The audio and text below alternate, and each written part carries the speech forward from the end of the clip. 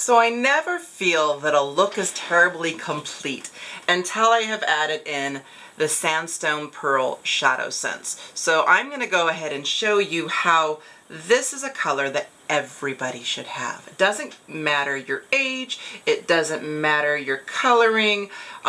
This is an absolutely fantastic product that just highlights everything. So I'm going to do it right underneath the brow and blend it in, and it just gives a little bit of a highlight. Do you see the difference there?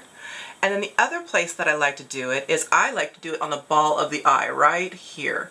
Now it really depends on the look you're going for, your eye shape, all that lovely stuff, personal preference, but do you see the difference when I do different things? That it's just as catching the light and it just creates a more finished, polished look. But you can also, which is a really fun idea with this particular color, is do it in the corner of the eye, and it really opens it up and highlights it. So that's what I will do sometimes when I'm putting a little more effort into what I'm doing, which, as you know, is not all that often. I tend to like a very natural look, but it does give a pretty effect. Okay? Okay?